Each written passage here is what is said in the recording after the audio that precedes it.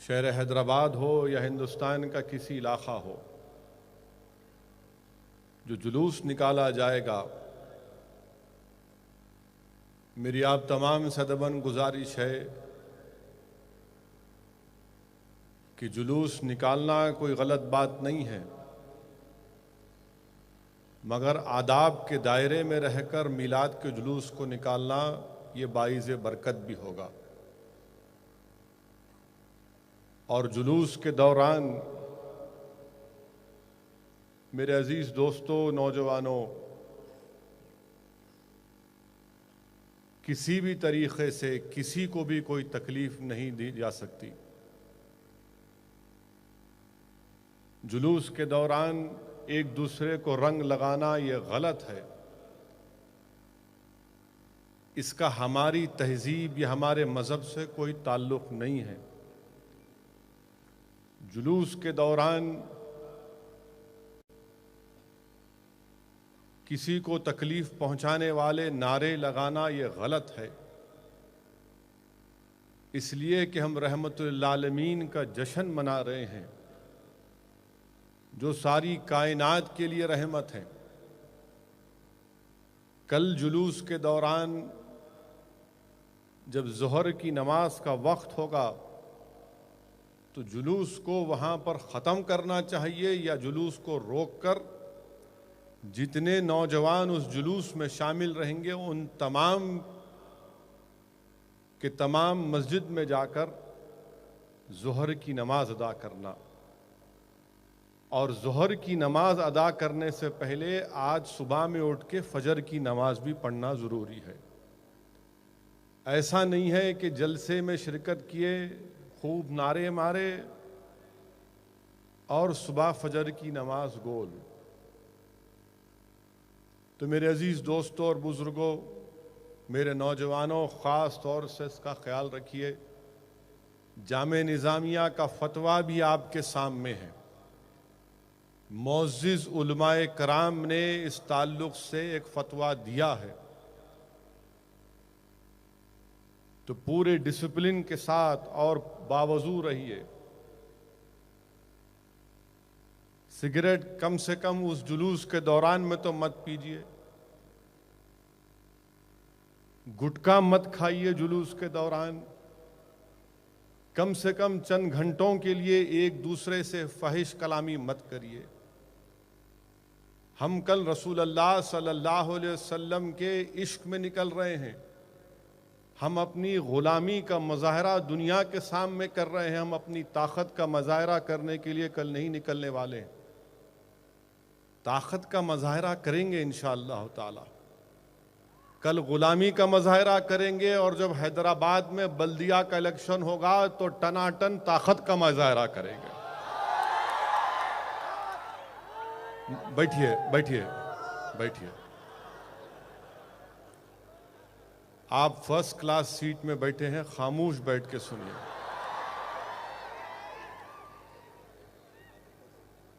आपको डायरेक्ट मेरी आवाज सुनाई दे रही है। तो ताकत का मुज़ाहरा इंशाअल्लाह ताला करेंगे बल्दिया इलेक्शन में और खूब बेहतरीन तरीके से जवाब देंगे। बहुत पुकार रहे कीड़े मकोड़े, कमज़ोर समझ रहे हमको। इंशाअल्लाह ताला तकरीर के दौरान उसका भी जवाब दूंगा। मगर मेरे बुज़ुर्गों, मेरे अजीज़ दोस्तों, नौजवानों, आदाब को मलूज़ रखिए। अल्लाह के रसूल सल्लल्लाहु अलैहि वसल्लम के जश्न विलादत को मनाने के लिए आप और हम यहाँ पर जमा हुए हैं। तो मैं उम्मीद करता हूँ कि कल जो जुलूस निकाला जाएगा वो पुरअमन होगा, शरीयत के हुदूद से या हद से आगे नहीं जाएंगे, डिसिप्लिन का मुज़ाहरा होगा, अमन को बरकरार रखा जाएगा, बावजू आप तमाम रहेंगे, रंग एक दूसरे पर हरगिज़ नहीं फेंकेंगे,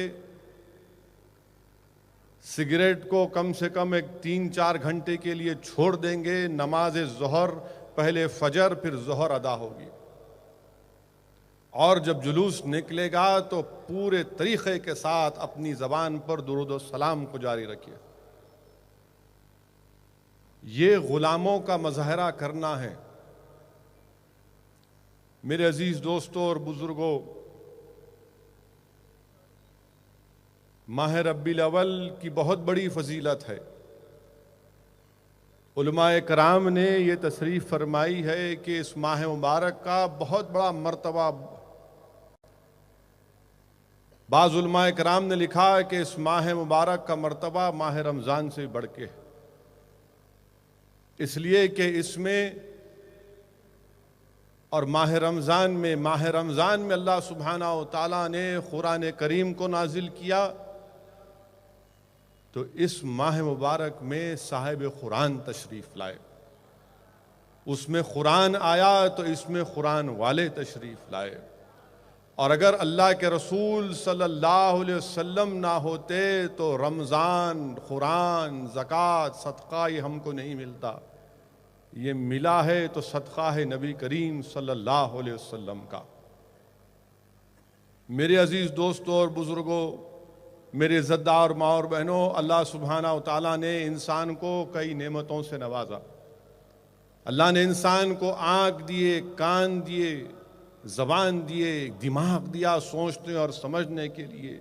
ये ऐसी नेमतें हैं कि सारी कायनात इसकी कीमत नहीं बन सकती। और कहीं पर अल्लाह सुब्हानहू व तआला ने कहा है कि इंसान, मैंने तुझे आँख देकर तुझे बहुत बड़ा एहसान किया, तुझे कान देकर एक बहुत बड़ा एहसान किया। बल्कि अल्लाह कुरान में इरशाद फरमाया, उलमाए कराम ने उस कुरान की आयत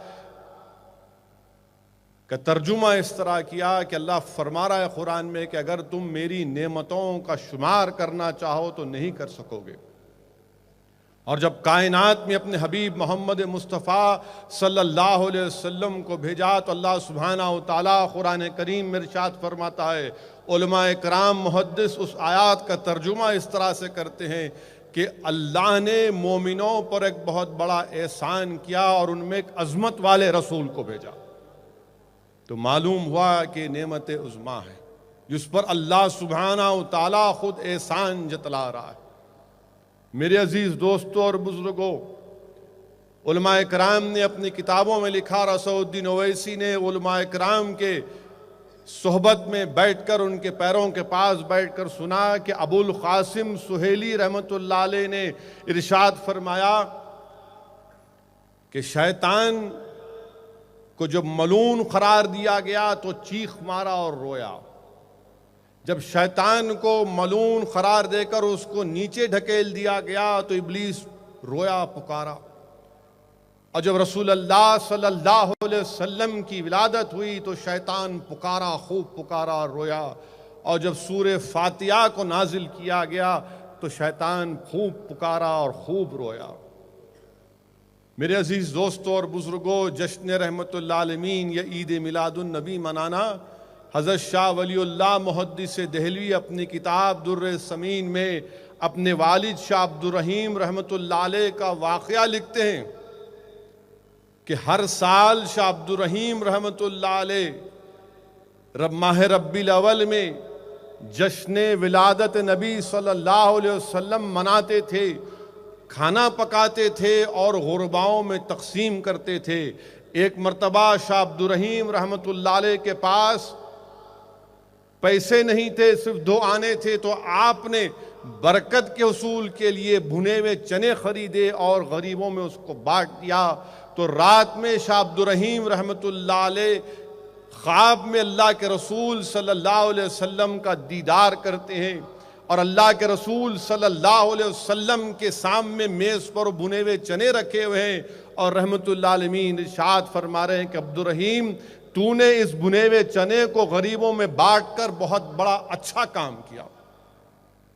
मेरे अजीज दोस्तों और बुजुर्गों, वहीं पर रिफाला हफ्त मसला में हाजी इमदादुल्लाह महाजिर मक्की रहमतुल्लाह अलैह लिखते हैं कि गरीब ईद मिलादुन नबी को मनाता है। और अगर आप बुखारी शरीफ की हदीस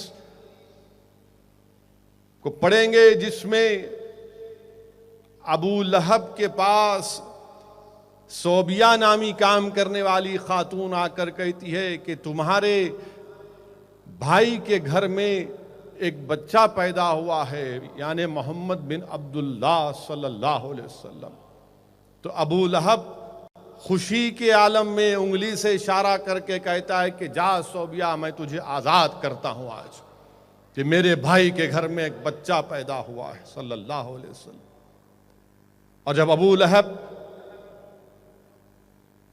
इस दुनिया से गया, जहन्नम रसीद हुआ, तो बुखारी की हदीस है कि हजरत अब्बास उसको ख्वाब में देखते हैं और पूछते हैं कि क्या मामला हुआ तुमसे। तो कहता है कि बड़े मुश्किल में हूं जहन्नम में, सिर्फ एक ही मर्तबा मुझे राहत मिलती है, जब पीर का दिन आता है तो मैं जिस उंगली से इशारा करके रसूलुल्लाह सल्लल्लाहु अलैहि वसल्लम की आमद पर खुशी में सोबिया को जो आज़ाद किया था, उस दिन मैं उस उंगली को अगर अपने मुंह में डालता हूं तो मेरी प्यास बुझ जाती है। तो अबू लहब मोहम्मद बिन अब्दुल्ला की आमद पर जश्न मना रहा था और हम और सारी कायनात में मोहम्मद सल्लल्लाहु अलैहि वसल्लम की आमद का जश्न मना रहे। तो यकीनन अल्लाह सुब्हानहू व तआला हमारी यहाँ पर आमद पर बरकत देगा और हम तमाम के बैठने को कबूल करेगा इंशाअल्लाह ताला। मेरे अजीज दोस्तों और बुजुर्गों, अल्लाह के रसूल सल्लल्लाहु अलैहि वसल्लम के ताल्लुक से वाक़यात में आया कि उलमाए कराम ने लिखा, या असदुद्दीन ओवैसी की ज़बान से नहीं बल्कि उलमाए कराम की किताबों में मैंने पढ़ा कि हज़रत अबू बकर सिद्दीक़ रज़ियल्लाहु ताला अन्हु जब यमन को गए तो यमन में आपकी एक मुलाकात एक ज़ईफ़ शख्स से हुई, जिसने आपसे पूछा कि क्या आप मक्का से आए हैं। तो आपने कहा हाँ मैं मक्का से आया हूँ। उस ज़ईफ़ शख्स ने पूछा कि क्या आपके पास मोहम्मद या अहमद सल्लल्लाहु अलैहि वसल्लम ने नबूवत का ऐलान किया। तो आपने कहा मैं नहीं जानता। फिर उस ज़ईफ़ शख्स ने कहा कि आपके जिस्म पर आपके पेट के बाजू एक तिल है, तिल का निशान है, मुझे दिखाइए। सिद्दीक़ अकबर ने कहा और देखा तो कहा कि हाँ यह है निशान।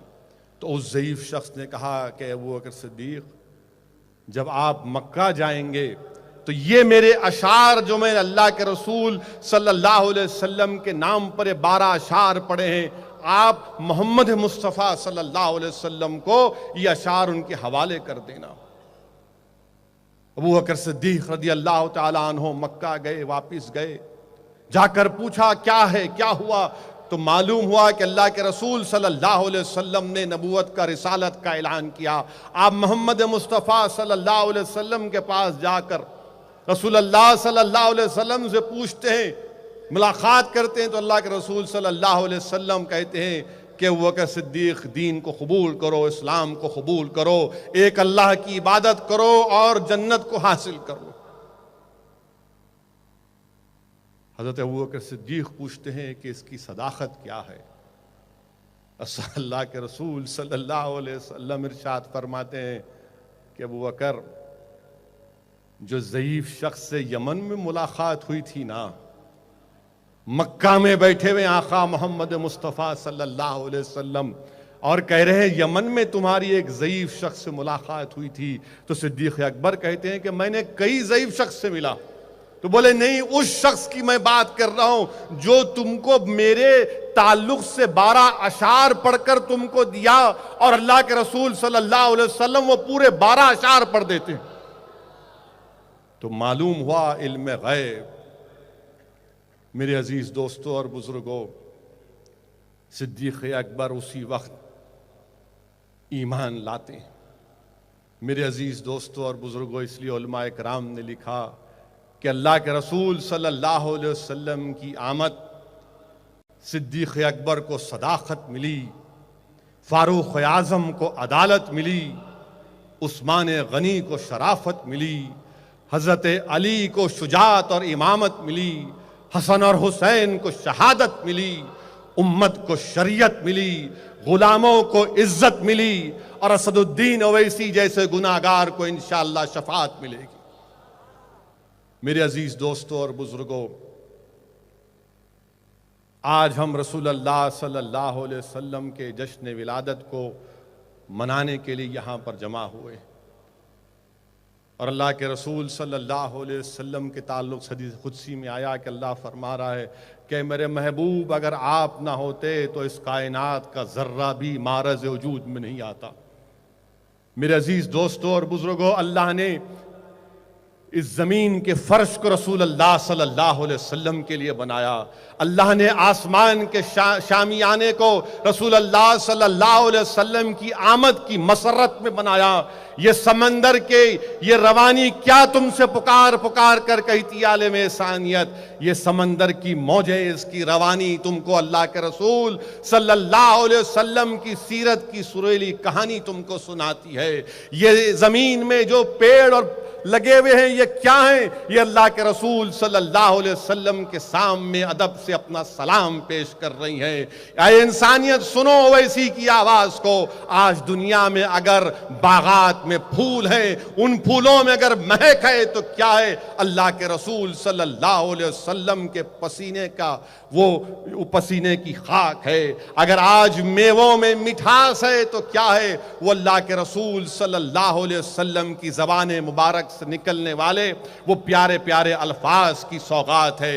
याद रखो नौजवानों, अगर किसी कौम ने इंसानियत की तारीख में अगर किसी अपने मजहबी पेशवा के लिए अपना सब कुछ कुर्बान किया तो दुनिया की कोई तारीख ये मिसाल पेश नहीं कर सकती कि दुनिया में वाहिद वो मुसलमान है जिसने अल्लाह के रसूल सल्लल्लाहु अलैहि वसल्लम से अपनी बेपनाह मोहब्बत का मुजाहरा किया। और अगर मुसलमानों के पास दुनिया में अगर कोई चीज है, सब कुछ हमारा खत्म हो गया, इख्तिदार खत्म हो गई, दौलत खत्म हो गया, सब चीज खत्म हो गया, अगर कोई चीज हमारे पास है तो रसूल अल्लाह सल्लल्लाहु अलैहि वसल्लम की मोहब्बत की दौलत हमारे पास है।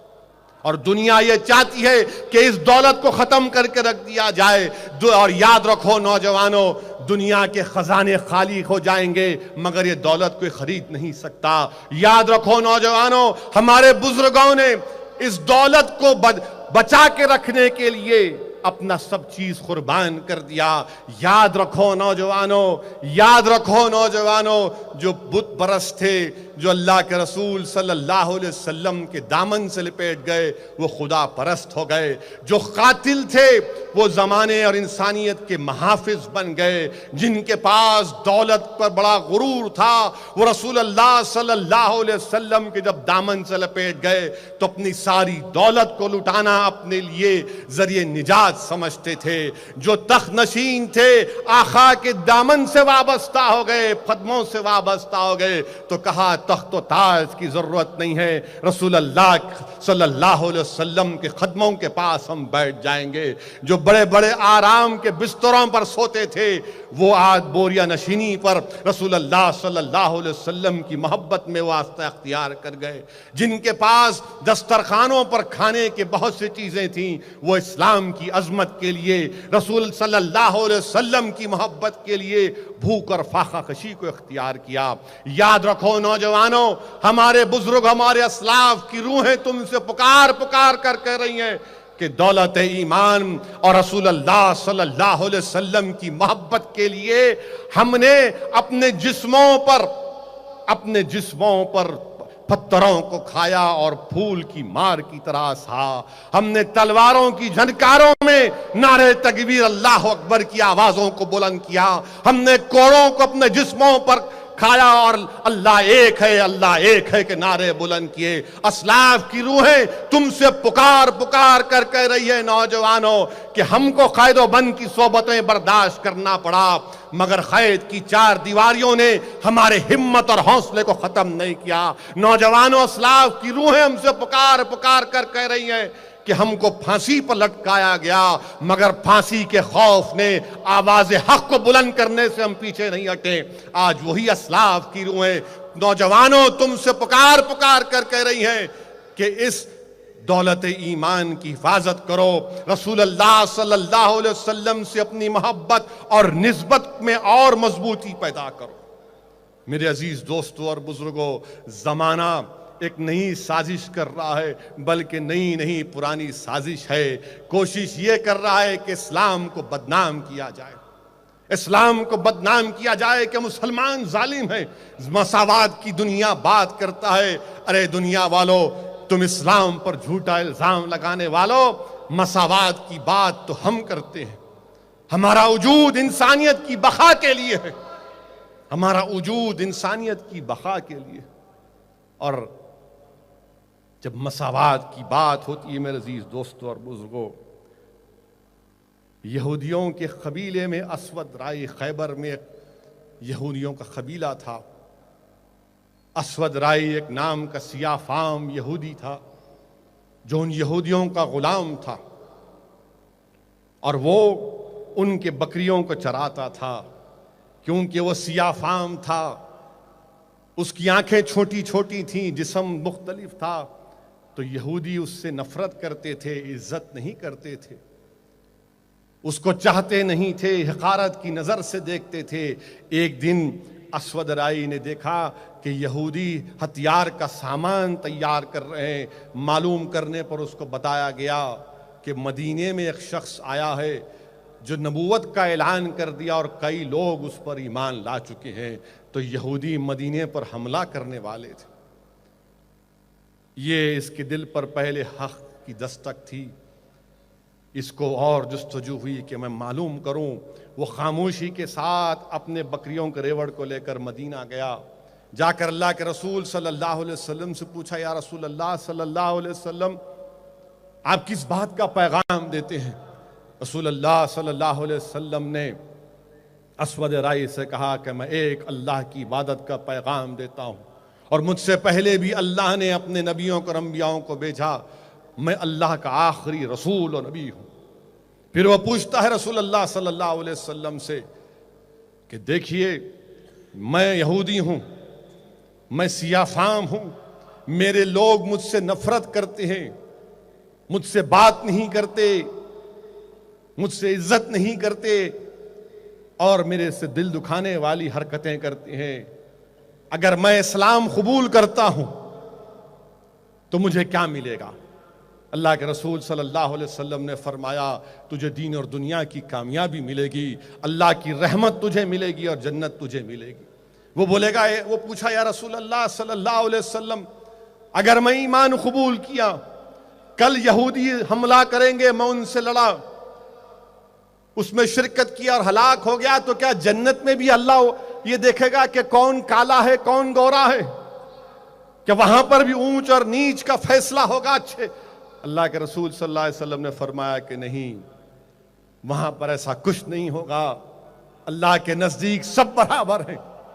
तो फौरन पुकार कर कहा, मैं आपके ऊपर ईमान लाता हूं, मैं कलमा पढ़ता हूं। और फिर अल्लाह से रसूल सल्लल्लाहु अलैहि वसल्लम से पूछता कि इन बकरियों का क्या करूं, इसका मालिक खैबर में है। अल्लाह के रसूल सल्लल्लाहु अलैहि वसल्लम हुक्म फरमाते हैं कि जाओ, लेकर जाकर उसको अपने मालिक के हवाले करके वापस आओ। वो वापस आता है, यहूदियों से मुकाबला करता है और शहादत पाता है। रसूल अल्लाह सल्लल्लाहु अलैहि वसल्लम की आंख से आंसू रवा हो जाते हैं। रहमतुल्लाह अलैहि सल्लल्लाहु अलैहि वसल्लम इरशाद फरमाते हैं कि बेहतरीन शख्स था, इसने अपनी कामयाबियों की मंजिल को बहुत जल्दी पा लिया। मेरे अजीज दोस्तों और बुजुर्गों, हम क्या पैगाम दे रहे हैं दुनिया को कि हमारे मुल्क में दलितों से नाइंसाफी होती है। अखबारात में आया कि एक दलित का साया किसी इबादत गाह पर पड़ गया तो पूरी उस इबादत गाह को धो दिया गया। हमारे मुल्क में आज भी दलितों को बहुत सी इबादत गाहों में जाने नहीं दिया जाता। और अल्लाह के रसूल सल्लल्लाहु अलैहि वसल्लम 1400 साल पहले कह रहे हैं कि तुम सियाफाम हो तो कोई फर्क नहीं पड़ता, तुम कमजोर हो तो तुम ताकत हासिल कर लोगे, दीन को कबूल करो। मेरे अजीज दोस्तों और बुजुर्गों, आज दुनिया ये बता रही है कि मुसलमान, अभी जिक्र किया हमारे मेहमान मुकर्रिर उलमा ने, आलिम दीन ने, कि कैसे दाइश या आइस यतीमों पर जुल्म कर रहे हैं। ये जालिम है, इनका ताल्लुक इस्लाम से नहीं है। रसूल अल्लाह सल्लल्लाहु अलैहि वसल्लम की सीरत हम तमाम को पुकार पुकार कर कह रही है कि एक मर्तबा रसूल अल्लाह सल्लल्लाहु अलैहि वसल्लम के दरबार में एक साहबी रसूल दौड़ते हुए आए और आकर अपनी नजर फिरा फिरा कर देख रहे थे तो रसूलुल्लाह सल्लल्लाहु अलैहि वसल्लम ने पूछा कि तुम परेशान नजर आ रहे हो, क्या बात है? उस सहाबी ने अर्ज किया, रसूलुल्लाह सल्लल्लाहु अलैहि वसल्लम मेरा बच्चा नहीं दिख रहा सुबह से, मैं परेशान हूं।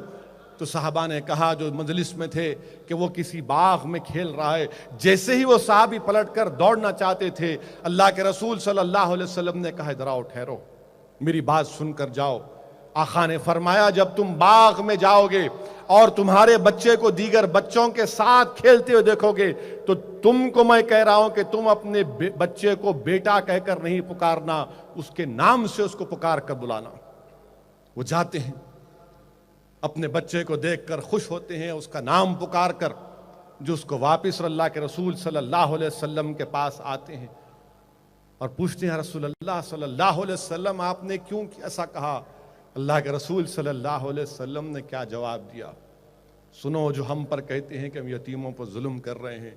रहमतुल्लाह आलमीन सल्लल्लाहु अलैहि वसल्लम ने कहा कि उस बाग में बहुत से बच्चे यतीम थे और मैं नहीं चाहता था कि जब तुम पुकारोगे मेरा बेटा तो उन यतीम बच्चों का दिल ना दुखे।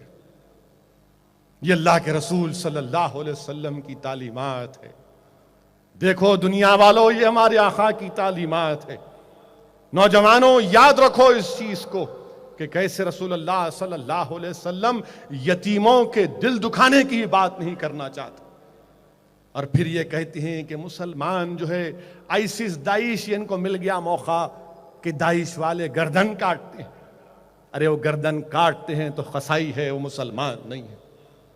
अल्लाह के रसूल सल्लल्लाहु अलैहि वसल्लम की सीरत के वाक़यात, सहाबा इकराम की कुर्बानी, उनके मोहब्बत के कारनामे हमारे सामने, उनके जज्बात हमारे सामने।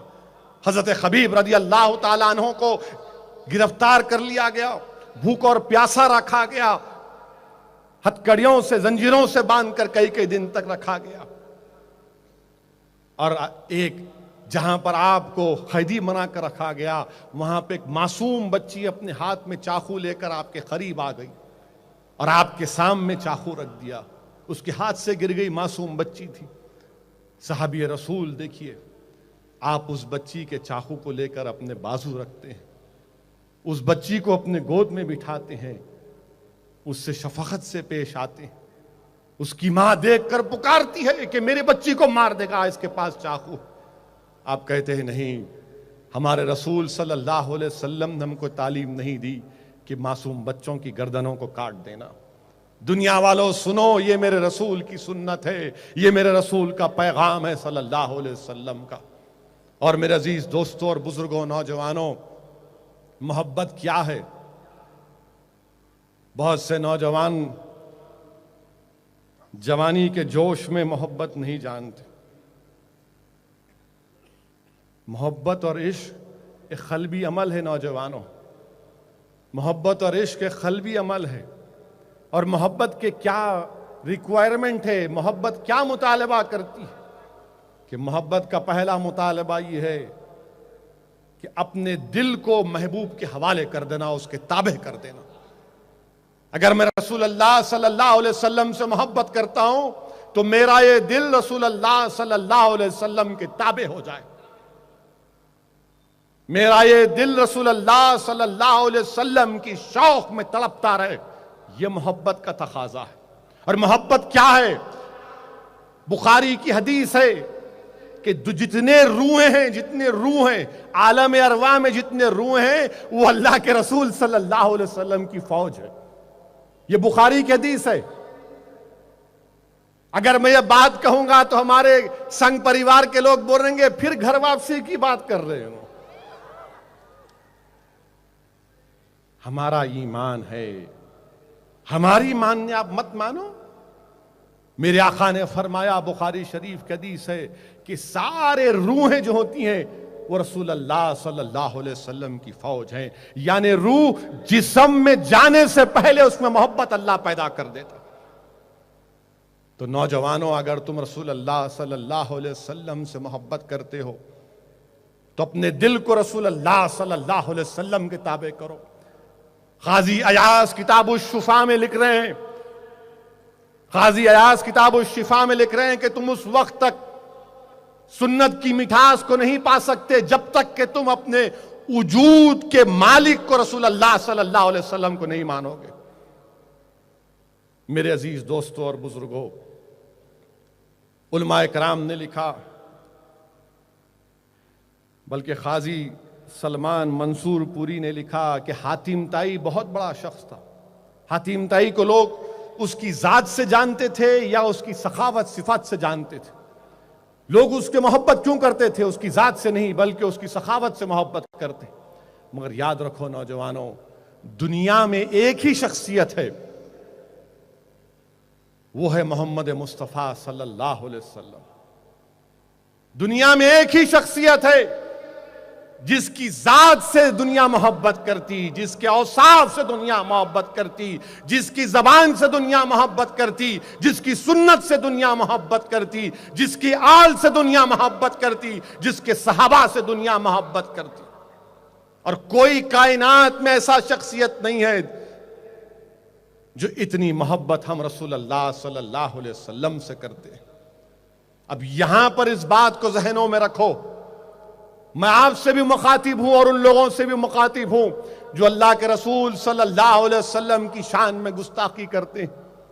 मैं उस जानवर का, मलून का नाम लेना नहीं चाहता जिसने रसूल अल्लाह सल्लल्लाहु अलैहि वसल्लम की शान में गुस्ताखी की, बल्कि दुनिया के गुस्ताखों से भी आज ये गुलामों का गुलाम ओवैसी उनसे कह रहा है, सुनो, बताओ दुनिया में कोई ऐसी शख्सियत है जिसकी जात से, जिसके सिफात से, जिसकी सुन्नत से, जिसके इरशादात से, जिसके सहाबा से, जिसके आल से कोई इतनी मोहब्बत करता है? बताओ हमको। इसीलिए हम कहते हैं कि तनकीद इस्लाम पे हो सकती है, गुस्ताखी रसूल से नहीं बर्दाश्त की जा सकती। रसूल अल्लाह सल्लल्लाहु अलैहि वसल्लम से गुस्ताखी नहीं बर्दाश्त की जा सकती। हदीस शरीफ में आया कि सहाबा किराम मस्जिद नबवी में बैठे हुए हैं, गुफ्तगू कर रहे हैं अंबिया अलैहिस्सलाम के बारे में, उनके औसाफ, उनके अलखबात के बारे में। रसूल अल्लाह सल्लल्लाहु अलैहि वसल्लम जलवा फरमाते और कहते हैं कि मैंने तुम्हारी गुफ्तगू सुनी, सही है, मगर याद रखो मैं हबीब अल्लाह हूं, मैं हबीब अल्लाह हूं, मैं अल्लाह का मुहिब और महबूब हूं। तो याद रखो दुनिया वालों, याद रखो नौजवानों, जब अल्लाह सुब्हाना व तआला उनसे मोहब्बत करता है तो हमको भी मोहब्बत करना है। सूरह तौबा की आयत नंबर 4 क्या कह रही है कि रसूल अल्लाह सल्लल्लाहु अलैहि वसल्लम से मोहब्बत करो, अपनी जिंदगी उनके बतलाए हुए रास्ते पर गुजारो, तुमको नेमतों से नवाज दिया जाएगा। शेख अब्दुल हक मुहद्दिस देलवी ने क्या कहा? जिसके दिल में रसूल अल्लाह सल्लल्लाहु अलैहि वसल्लम की मोहब्बत नहीं, वो दिल मुर्दा है, उसकी रूह मुर्दा है। तो जिसके दिल में रसूल अल्लाह की मोहब्बत है वो ईमानदार है। इसीलिए आका ने फरमाया कि तुम्हारा ईमान उस वक्त तक मुकम्मल नहीं जब तक कि तुम मुझे अपनी जान से ज्यादा नहीं चाहोगे। आका ने फरमाया कि तुम्हारा ईमान उस वक्त तक मुकम्मल नहीं जब तक कि तुम तुम्हारी औलाद, तुम्हारे माँ बाप, तुम्हारी दौलत से बढ़कर मुझे नहीं चाहोगे। और अल्लाह के रसूल सल्लल्लाहु अलैहि वसल्लम ने, बुखारी की हदीस है, रसूल हज़रत अनस रज़ियल्लाहु तआला अन्हु से रिवायत है कि आका ने फरमाया कि जिसके पास 3 ऐसी खसलतें होंगी वो ईमान की हलावत को पाएगा। एक वो शख्स जो अल्लाह और रसूल को तमाम चीजों से ज्यादा चाहता है। दूसरा, वो अगर वो किसी से मोहब्बत करता है तो सिर्फ अल्लाह के लिए करता है। अगर असदुद्दीन ओवैसी तो मोहब्बत करते, या अगर मैं तुमसे मोहब्बत करता हूं अल्हम्दुलिल्लाह तो सिर्फ अल्लाह के लिए करता हूं। मैं तुमसे अगर मोहब्बत करता हूं तो सिर्फ अल्लाह के लिए करता हूं। ये दारुस्सलाम की सरजमीन, ये बुलंद इमारतें तुमको पुकार पुकार कर कह रहे हैं मुसलमानों कि इन इमारतों को बनाने वाले सलाहुद्दीन ओवैसी और अब्दुल वाहिद ओवैसी और वो तमाम मरहूम कायदीन ने इन इमारतों को बनाया तो अल्लाह की मोहब्बत के लिए बनाया, इलेक्शन जीतने के लिए नहीं बनाया, अल्लाह की मोहब्बत के लिए बनाया, रसूल अल्लाह सल्लल्लाहु अलैहि वसल्लम की मोहब्बत के लिए बनाया। अगर असरा हॉस्पिटल में 500 रुपए में अगर किसी गरीब का बिला लिहाज मजहब मिल्लत डायलिसिस होता है तो अल्लाह के लिए काम किया जा रहा है, इलेक्शन के लिए नहीं किया जा रहा है। अगर कम पैसों में असरा में ओवैसी में इलाज होता है तो अल्लाह के लिए किया जा रहा है, सियासी अगराज और मकासद के लिए नहीं किया जा रहा है। अगर अकबरुद्दीन ओवैसी को जिस्मों पर गोलियां मारी गई, चाकू से हमला किया गया, अगर हमने बदला नहीं लिया उसी तरीके से क्योंकि अल्लाह के ऊपर हमने छोड़ दिया। मेरे अजीज दोस्तों और बुजुर्गों, अगर अकबरुद्दीन अवैसी तालीमी इदारों को चला रहे हैं तो अपनी सियासी शोहरत के लिए नहीं, बल्कि अल्लाह के लिए। और यही हदीस शरीफ हज़रत अनस रज़ी अल्लाह तआला अन्हु जब फर्त मोहब्बत और मसरत से जज्बाती हो जाते तो पुकार कर कहते कि हशर के मैदान में जब अल्लाह के रसूल सल्लल्लाहु अलैहि वसल्लम को देखूंगा तो पुकार कर कहूंगा, या रसूल अल्लाह, गुलाम हाजिर है। अल्लाह करे कि असदुद्दीन ओवैसी को भी यह मौका मिले, हम तमाम को अल्लाह मौका दे कि हम तमाम के तमाम हशर के मैदान में हो और हम पुकार कर कहें, या रसूल अल्लाह, हम आपके गुलाम हैं, नजर करम कीजिए। मेरे अजीज दोस्तों और बुजुर्गों, इन बातों को बयान करना बेहद जरूरी है कि दुनिया को समझाना जरूरी है कि कोई अल्लाह के रसूल सल्लल्लाहु अलैहि वसल्लम की शान में गुस्ताखी नहीं कर सकता। हाँ, इस्लाम पर क्रिटिसाइज करो, मगर ब्लास्फेमी अलग बात है, क्रिटिसिज्म अलग बात है। और सही कहा मुफ्ती खलील अहमद साहब ने कि जो रसूल अल्लाह सल्लल्लाहु अलैहि वसल्लम की शान में गुस्ताखी करता है वो वलदुल हराम है। ये मैं नहीं कह रहा हूं, अभी आप मुफ्ती साहब से सुने, वरना टीवी चैनल वाले कल चलाएंगे, भड़काऊ भाषण दिए थे इन्हों, इसको हराम, वलदुल हराम बोले तो हिंदी में उसका कोई तर्जुमा कर देंगे, अंग्रेजी में क्या क्या बोल देंगे। मुफ्ती साहब ने कहा, बल्कि मुफ्ती साहब ने कुरान को सामने रखकर कहा कि कुरान की रोशनी में कहा कि वलीद बिन मुगीरा था जो अल्लाह के रसूल सल्लल्लाहु अलैहि वसल्लम की शान में गुस्ताखी करता था। तो कुरान में अल्लाह ने फरमाया कि इसके 10 ऐब हैं, 10 ऐब गिनवा दिए और 10वां ऐब ये बताया गया कि ये वलदुल हराम है, ये अपने बाप का बेटा नहीं है, वो अपनी मां के पास नहीं। मेरे अजीज दोस्तों, ये छिछोरी चीखा नहीं। अल्लाह के रसूल सल्लल्लाहु अलैहि वसल्लम की महफिल है, यहां पर अहलुल्लाह भी बैठे हैं। याद रखो नौजवानों, नहीं मालूम कौन कौन बैठे हैं, कौन कौन किस किस की आमद है। हमारी जिस्मानी आंखों में इतनी ताकत नहीं है कि जहां पर रसूल अल्लाह सल्लल्लाहु अलैहि वसल्लम का जिक्र होता वहां पर कौन कौन आ जाते। ये हमारी खुशकिस्मती है। बहरहाल वो अपनी माँ के पास गया और कहा कि माँ, 9 ऐब तो मैं मानता हूं मुझ में है, 10वां ऐब बता, क्या मैं अपने बाप का बेटा हूं या तूने अपना मुंह काला किया था? तो माँ ने कहा, सुन मेरे बेटे, हाँ मैंने किसी एक गैर आदमी के पास जाकर अपना मुंह काला किया था, तू वलदुल हराम है। तो जो उत्तर प्रदेश में रसूल अल्लाह सल्लल्लाहु अलैहि वसल्लम की शान में गुस्ताखी किया वो वलदुल हराम है। क्या है वो? तो जोर से बोलिए। और फिर उसका अंजाम क्या हुआ? शवाहिद नबुवा पढ़ो, किताब पढ़ने का टाइम मिला तो खरीद के पढ़ो। उसमें लिखा गया कि अल्लाह के रसूल सल्लल्लाहु अलैहि वसल्लम काबतुल्लाह शरीफ के सामने खड़े, ये वलीद बिन मुगीरा तवाफ कर रहा है, अल्लाह के रसूल सल्लल्लाहु अलैहि वसल्लम देख रहे हैं। आका दो आलम सल्लल्लाहु अलैहि वसल्लम, उसके तमाम तकालीफ, उसके तमाम जुमले याद आते हैं। अल्लाह सुब्हाना व तआला जिब्रील अमी को भेजता है।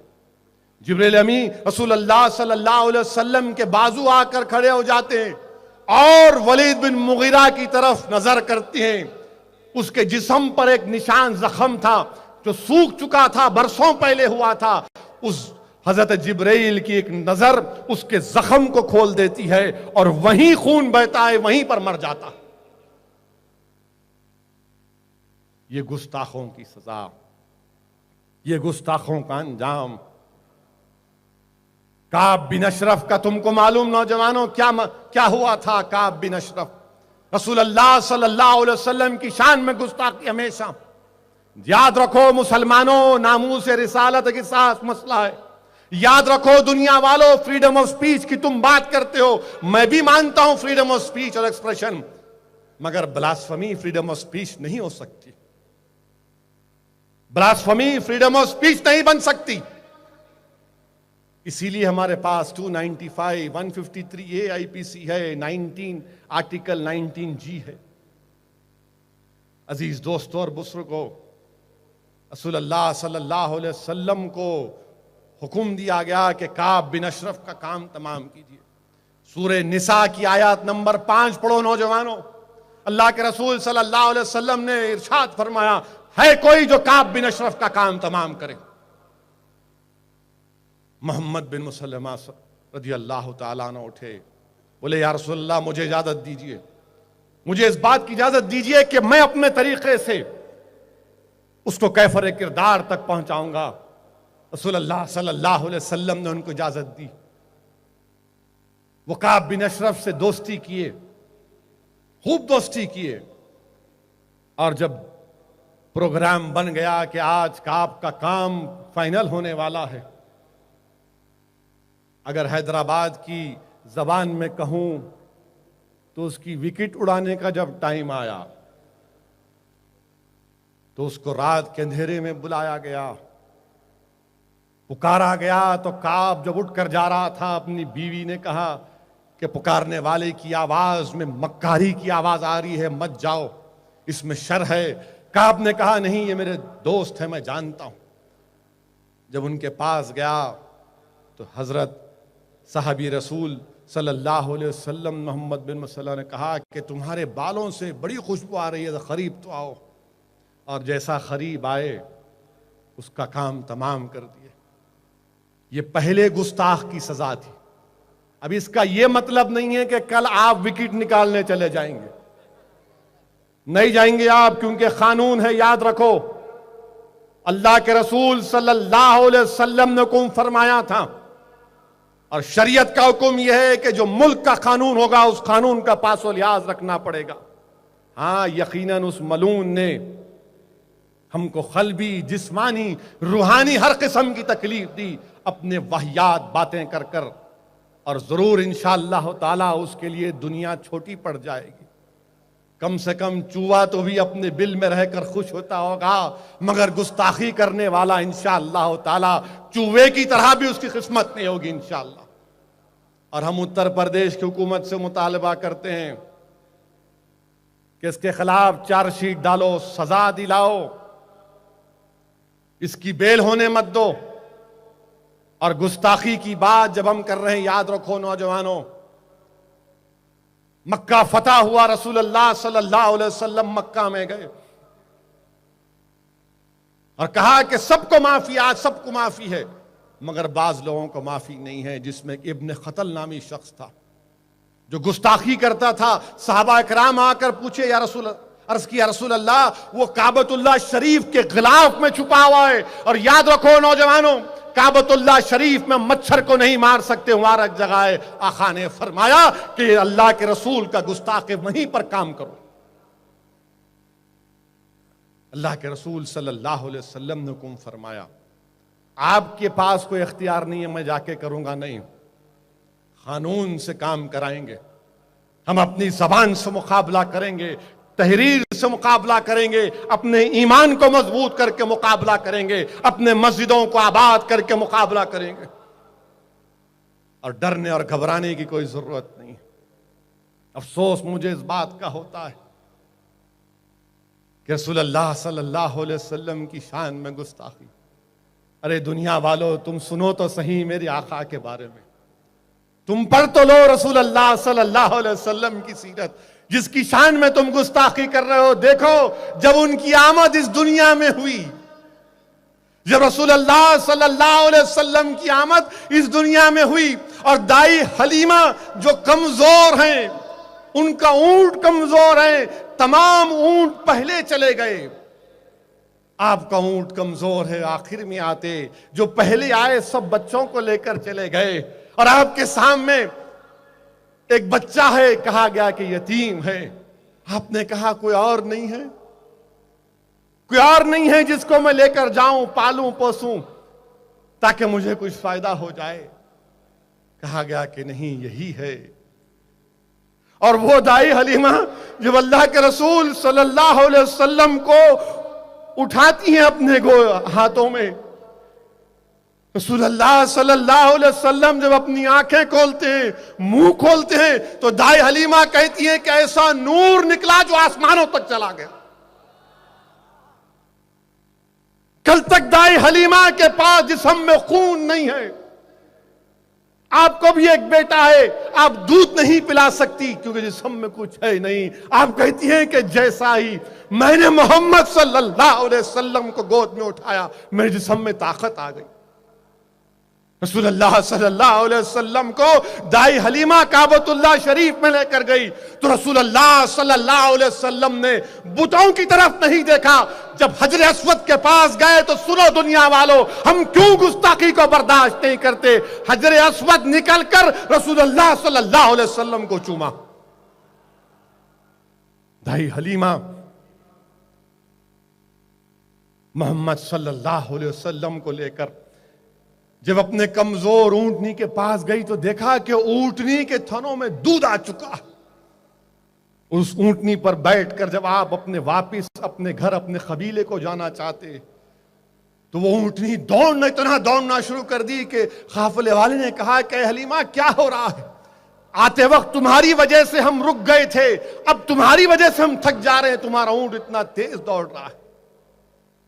और जब वह लेकर गए तो वहां पर देखा कि जिस घर में अल्लाह के रसूल सल्लल्लाहु अलैहि वसल्लम है, दाई हलीमा के बकरी घास थोड़ी खाते और मोटी हो जाती हैं। लोगों ने कहा कि जिस जगह पर हलीमा के बकरियां घास खाती है वहां पर लेकर जाओ, मगर उन बकरियों में जमीन आसमान का फर्क था। जब अल्लाह के रसूल सल्लल्लाहु अलैहि वसल्लम को हज़रत अब्दुल मुत्तलिब ने जब बारिश नहीं हुई तो काबतुल्लाह शरीफ में लेकर आए और कहा कि या अल्लाह तुझे इस बच्चे का वास्ता, मुझे यहां पर मरहूम आखिल साहब रहमतुल्लाह अलैह याद आ रहे हैं कि आखिल साहब अपनी तकरीर में जुमला दोहराते थे कि अल्लाह तुझे उन गोरे गोरे हाथों का वास्ता। और बारिश उसी वक्त नाजिल हुई, किताबों में लिखा गया।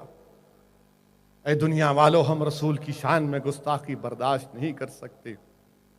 जिसने इंसानियत को मोहब्बत का एक पैगाम दिया और जो रसूल अल्लाह सल्लल्लाहु अलैहि वसल्लम के मानने वाले हैं, रहमतुल्लाह आलमीन के मानने वाले हैं, वो दहशतगर्द नहीं हो सकते। दुनिया वालों, अल्लाह के रसूल सल्लल्लाहु अलैहि वसल्लम की गुस्ताखी हम बर्दाश्त नहीं कर सकते कि तकालीफ उठानी पड़ी, ऊंट की उजड़ी डाल दी गई,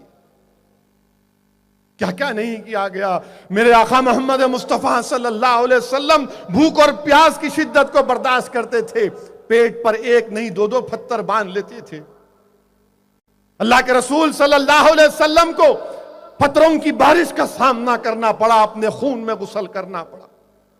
रसूल अल्लाह सल्लल्लाहु अलैहि वसल्लम ने अपने दंदाने मुबारक को शहीद किया उहद के मैदान में। अल्लाह के रसूल सल्लल्लाहु अलैहि वसल्लम से हमको इतनी मोहब्बत है दुनिया वालों कि हम हर चीज को बर्दाश्त कर सकते हैं, मगर रसूल की शान में गुस्ताखी को बर्दाश्त नहीं कर सकते, क्योंकि हमारे पास कुछ है ही क्या। आप सिर्फ एक ही दौलत है, तुम वो भी छीनना चाह रहे हमसे। नहीं, तुम हमारा इख्तिदार छीन लिए, तुम हमारी दौलत छीन लिए, नौजवानों की नौजवानी छीन लिए, हमारी बहनों के सुहागों को तुमने लूट लिया। अब खुदा की कसम, हम तुमको इस बात की इजाजत नहीं देते कि तुम हमारे रसूल की दौलत हमसे छीन लो। ये मोहब्बत ही तो हमारे पास है और हम अपनी जानों को कुर्बान करके इसकी हिफाजत करेंगे। वाकयात में है नौजवानों कि अल्लाह के रसूल सल्लल्लाहु अलैहि वसल्लम पर्दा फरमाने से पहले तकलीफ में थे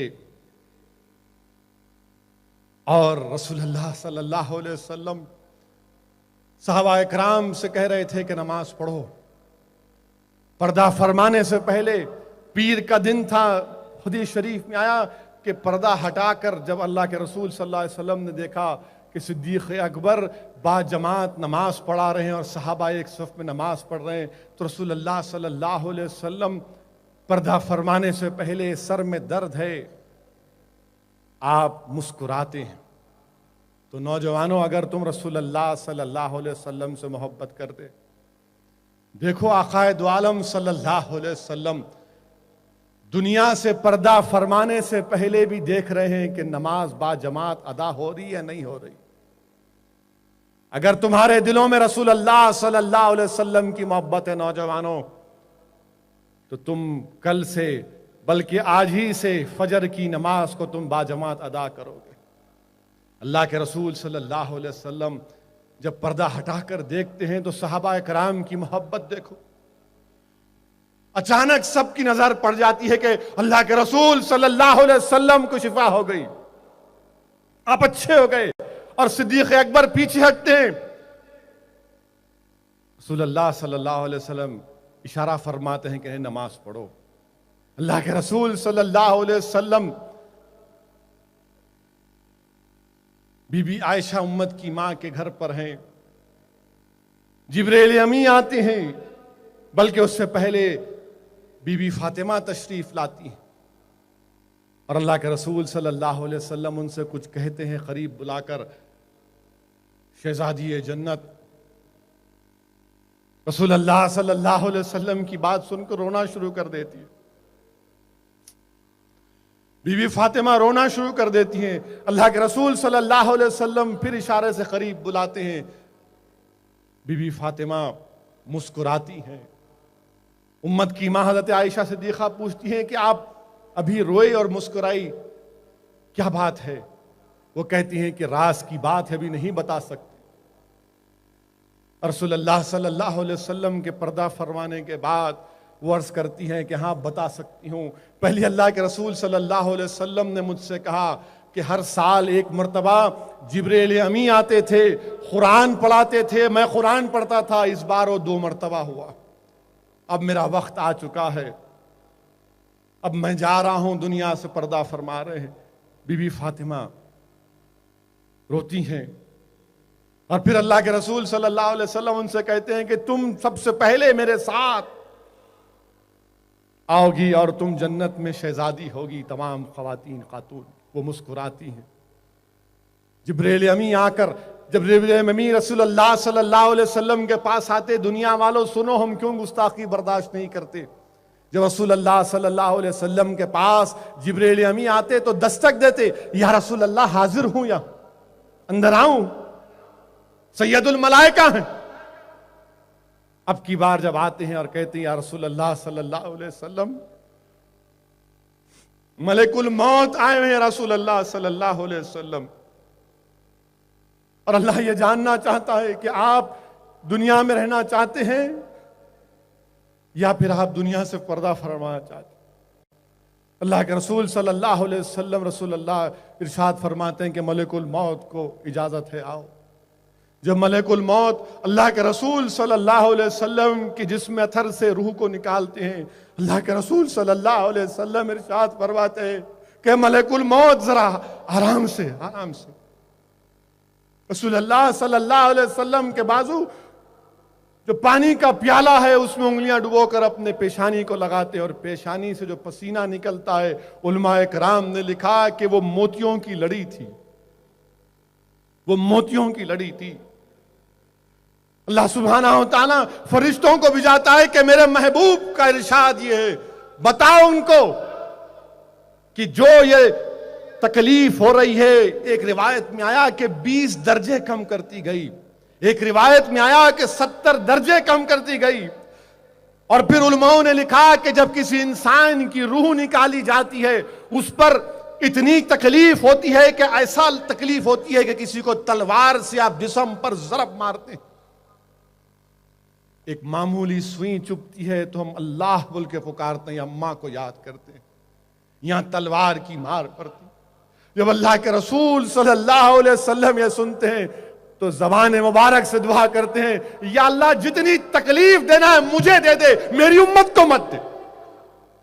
ऐ दुनिया वालों, हम गुस्ताख को बर्दाश्त नहीं कर सकते। मेरे आका ने तकलीफ उठाई इस दीन के लिए। अरे सुनो दुनिया वालों, अगर असदुद्दीन ओवैसी ने अल्लाह को जाना तो मोहम्मद सल्लल्लाहु अलैहि वसल्लम की वजह से अल्लाह को जाना और अल्लाह कहा। मेरे अजीज दोस्तों और बुजुर्गों, दुनिया को बताना पड़ेगा। हम बताएंगे दुनिया को, बगैर मरूब हुए, बगैर डरे और खौफ का शिकार हुए। गुस्ताखी को हम बर्दाश्त नहीं कर सकते। अल्लाह के रसूल सल्लल्लाहु अलैहि वसल्लम से मोहब्बत यही है मेरे अजीज दोस्तों, नौजवानों, कि अपनी जान से बढ़कर, अपने माल से बढ़कर, अपने दौलत से बढ़कर, अपने खूबसूरत गाड़ी या मोटरसाइकिल से बढ़कर, अपने आप से बढ़कर, अपने माँ बाप से बढ़कर, अपने बीवी और औलाद से बढ़कर रसूल अल्लाह सल्लल्लाहु अलैहि वसल्लम को जब चाहेंगे तो हमारा ईमान मुकम्मल हुआ। और दुनिया को ये बात समझना पड़ेगा। और अगर दुनिया ये समझ रही है कि बोलते जाएंगे तो याद रखो ये गलत है, ये सही नहीं है। और हम दुनिया को बताना चाह रहे हैं कि अमेरिका में डोनाल्ड ट्रंप बोलता है कि अमेरिका में मुसलमान को आने नहीं देंगे। इन्हें क्या डोनाल्ड डक है? अमेरिका में नहीं आना कहते। कौन आना बाबा फिर? अमेरिका नहीं आना कहते। डोनाल्ड ट्रंप बोल रहे अमेरिका में मुसलमान नहीं आना। यहां इन्हों बोल रहे गोश्त खाना है तो पाकिस्तान जाना कहते। अरे अमेरिका भी वजूद में आया तो रसूल अल्लाह सल्लल्लाहु अलैहि वसल्लम की वजह से। और इन्हों बोल रहे गोश्त खाना है तो पाकिस्तान जाना। पाकिस्तान क्यों जाएंगे? हजरत आदम अलैहिस्सलाम यहां आए तो कहां हिंदुस्तान को आए? आप जब गलती आपसे हो गई थी, वो झाड़ से नहीं खाना खाए तो आपने अल्लाह से कैसा कहा, अल्लाह मुझे माफ कर दे मोहम्मद सल्लल्लाहु अलैहि वसल्लम के सदक़े। अल्लाह ने पूछा कि आदम आपने कहां से सीखा? तो कहा या अल्लाह मैंने तेरे अर्श के नीचे देखा ला इलाहा इल्लल्लाह मुहम्मदुर रसूलुल्लाह।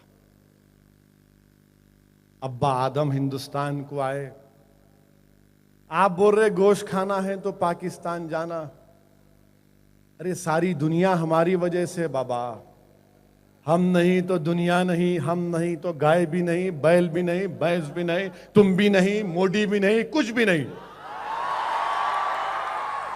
अगर हम है तो है, हम नहीं तो तुम नहीं बाबा। नहीं यहां रहना है तो ये नहीं खाना, वो नहीं करना। क्या करना फिर? ये नहीं खाना। मुख्तार अब्बास नकवी बोलते गोश्त खाना है तो पाकिस्तान चले जाना। हरियाणा का चीफ मिनिस्टर भी यही बात बोलता।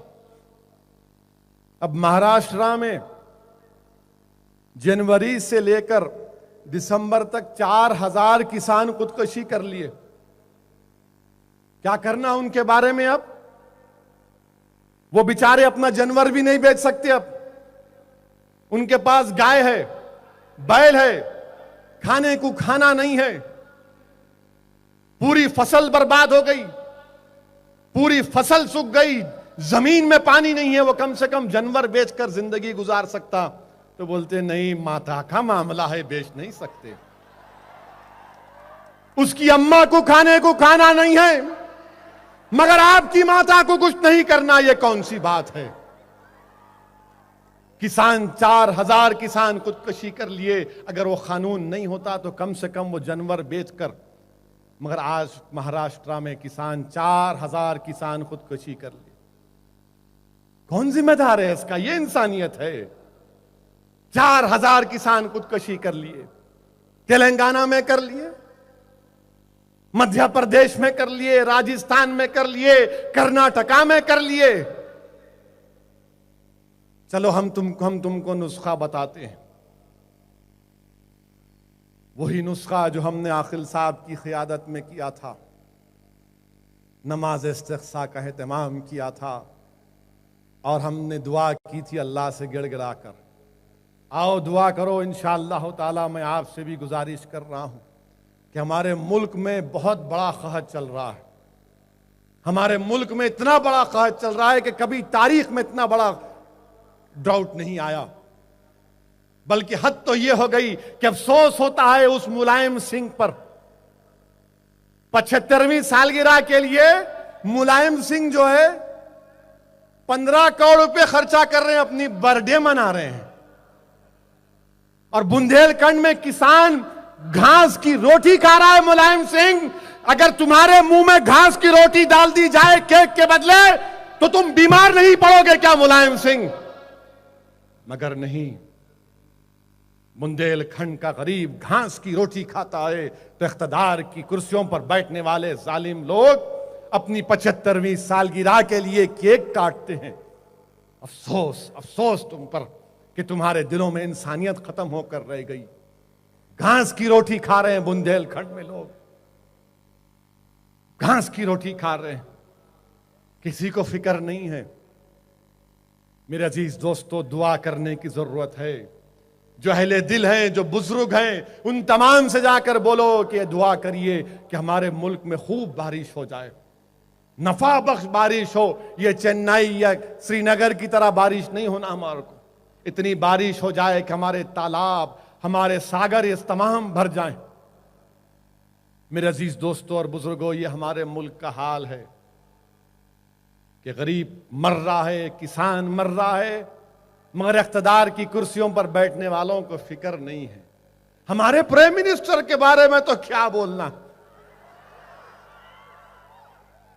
पार्लियामेंट सेशन हुआ तो आके बैठे, हम बोले बहुत एहसान किया, आप बैठे।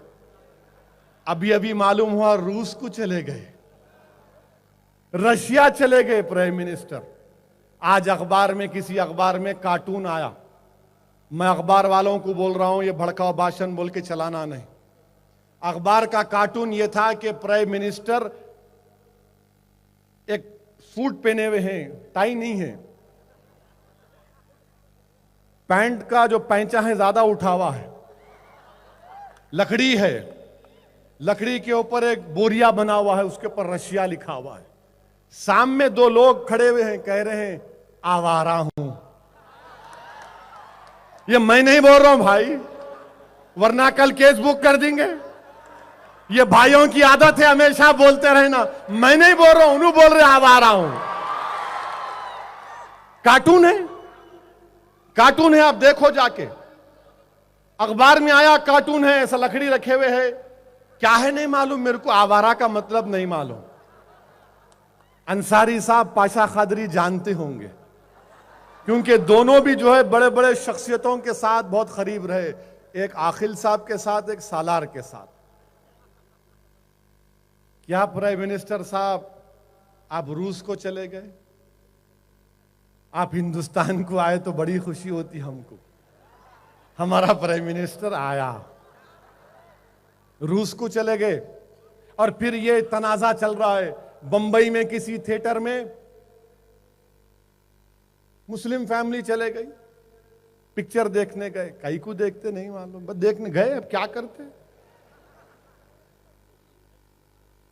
गए, अब क्या करेंगे। हीरो इतने बेहतरीन हीरो है हमारे पास, उनको तकरीर करो बोला तो पीछे बैठे हुए हैं उन्होंने। खैर वहां गए, बैठिए, फिर आप उठ गए। फर्स्ट क्लास में बैठ के से कामा नहीं करना, बैठो।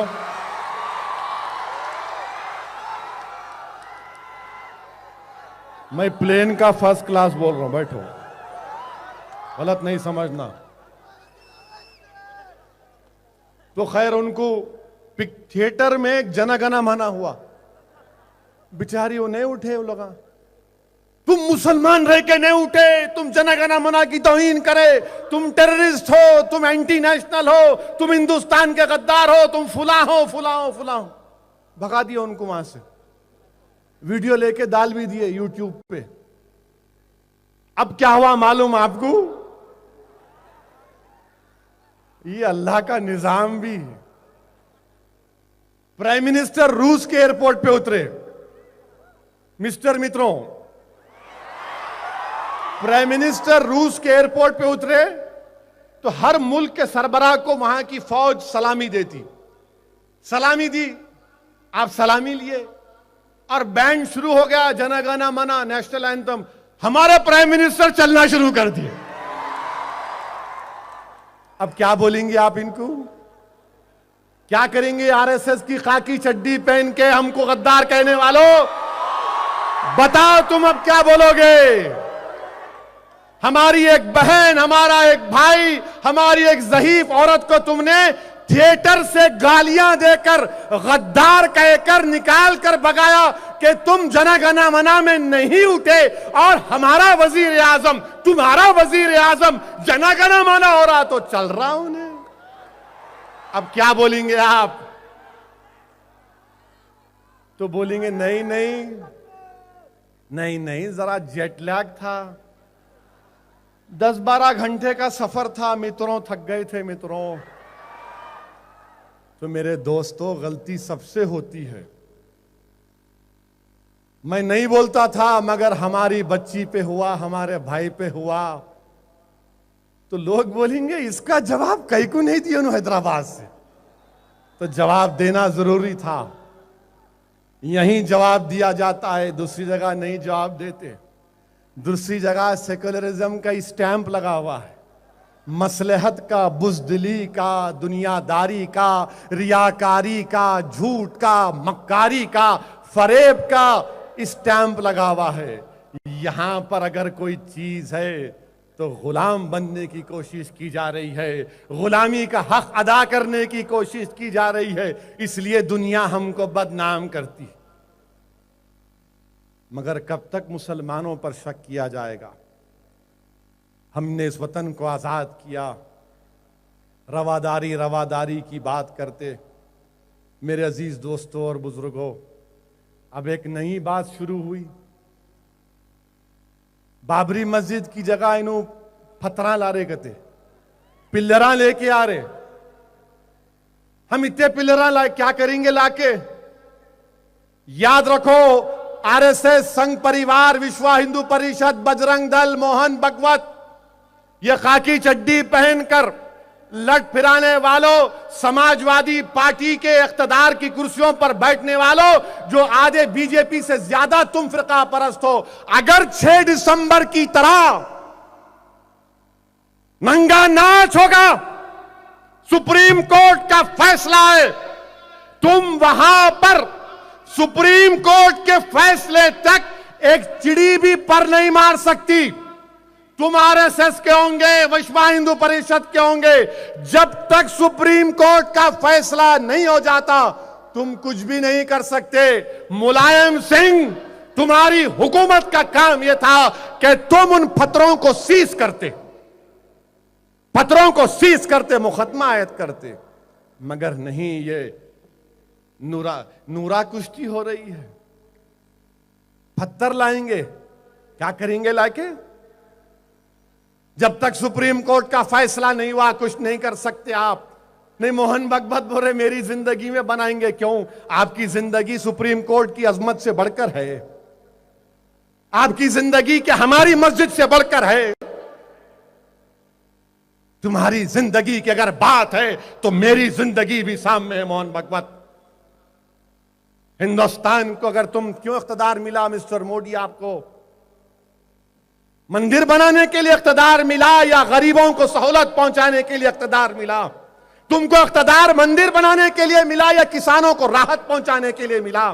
तुमको इख्तिदार मंदिर बनाने के लिए मिला या हिंदुस्तान की इकोनॉमी को सही करने के लिए मिला? तुमको इख्तिदार मंदिर बनाने के लिए मिला या फिर सरहद पर हमारे फौजी मारे जा रहे हैं उनको बचाने के लिए मिला?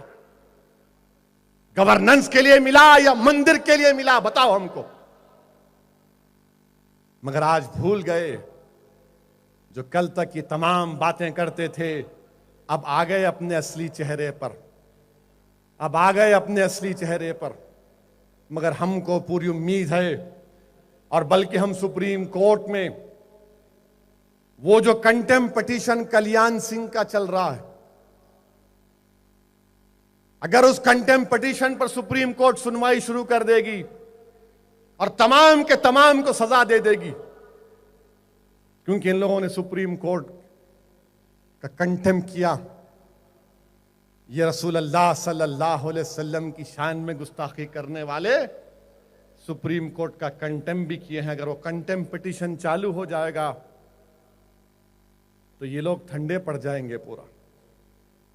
और हुकूमत से हम यही उम्मीद करते हैं कि सुप्रीम कोर्ट के फैसले तक हुकूमत अपने इन जोकरों को रोकेगी। इन जोकरों को रोको आप। इख्तिदार आपको मिला तो इसके लिए नहीं मिला, मगर अच्छा है हिंदुस्तान की आवाम जान रही है कि इख्तिदार जैसे ही मिला तो नादीदे को मलिदा मिला, हम बोलते ना, इनको कुछ समझ में नहीं आ रहा। बस वहां पर पत्थर ला रहे, वो बनाएंगे, कैसा बनाएंगे आप। और फिर इसके साथ ही साथ हम क्या देखते हैं कि दहशतगर्दी की बात करते हैं, आईसीस आईसीस आईसीस आईसीस। अरे क्या करना है हमारे को दाइश से? पूरे मकतब फिक्र के उलमा इकराम ने कहा ये हम इसको जानते नहीं है, यानी इस्लामी कैसे ताल्लुक ही नहीं है। नहीं आप क्या, अरे क्या करेंगे?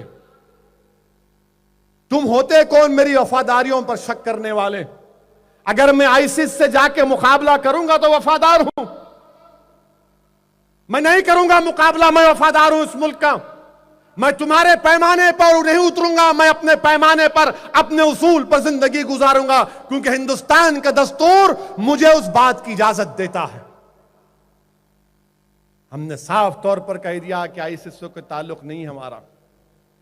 वो कौन है बगदादी, हमारे क्या करने का छिचोरा? वो अपने आप को खलीफा बोलता हूं। उन्हें एक लफ्ज नहीं बोला अब तक मस्जिद अक्सा के बारे में, एक लफ्ज नहीं बोलता।